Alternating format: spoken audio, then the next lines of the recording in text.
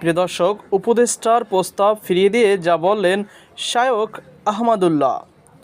বাংলাদেশের অন্তর্বর্তীকালীন সরকারের প্রধান উপদেষ্টা হিসেবে শপথ নিয়েছেন ডক্টর মোহাম্মদ ইউনূস। বৃহস্পতিবার 8ই আগস্ট রাত 9টার পর শপথ গ্রহণ করেন নোবেলজয়ী এই অর্থনীতিবিদ। তাকে শপথ বাক্য পাঠ করান রাষ্ট্রপতি মোহাম্মদ শাহাবুদ্দিন। এ সময় অন্তর্বর্তীকালীন সরকারের বাকি 16 সদস্যের মধ্যে 13 জন উপস্থিত ছিলেন। প্রধান উপদেষ্টার শপথের পর একসঙ্গে শপথ নেন 13 উপদেষ্টা। শপথ অনুষ্ঠানে বিভিন্ন রাজনৈতিক দলের নেতৃবৃন্দ, শিক্ষাবিদ, কূটনীতিক সহ সরকারি ও সামরিক ঊর্ধ্বতন কর্মকর্তারা উপস্থিত ছিলেন।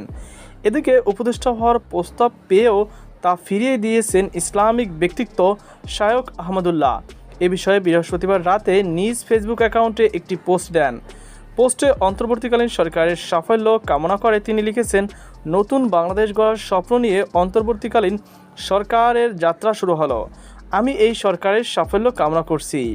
তিনি আরও লেখেন, সর্বপ্রকার জুলুম, অরাজকতা, চাঁদাবাজি ও অপশাসনের অবসান হোক। এদেশের সব ধর্মের মানুষ ভালো ও নিরাপদ থাকুক। নতুন সরকারের কথায় ও কাজে সংখ্যাগরিষ্ঠ মানুষের বিশ্বাস ও মূল্যবোধের প্রতিফলন ঘটুক, এই প্রত্যাশা তাদের প্রতি।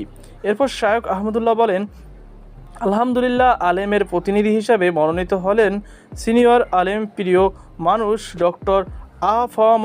খালেদ হোসেন। অভিনন্দন তাকে। মহান আল্লাহ তার কাজ সহজ করে দিন এবং তাকে সঠিক পথে পরিচালিত করুন। নিজের নাম প্রস্তাব বিষয়ে এই আলেম লেখেন, আমার অযোগ্যতার সত্ত্বে আপনারা অনেকে গত 2 দিন ধরে আমার নাম প্রস্তাব করেছেন এবং আমার প্রতি আস্থা প্রকাশ করেছেন। যার উপযুক্ত আমি ছিলাম না, তাদের সবার প্রতি আমি কৃতজ্ঞ। মহান আল্লাহ আপনাদের ভালোবাসা ও সুধারণার উত্তম বিনিময় দান করুক। তিনি লেখেন, নতুন সরকারের কাছে মানুষের প্রত্যাশা অনেক বেশি। তার কতটুকু তারা পূরণ করতে পারবে সেটা সময়ই বলে দিবে।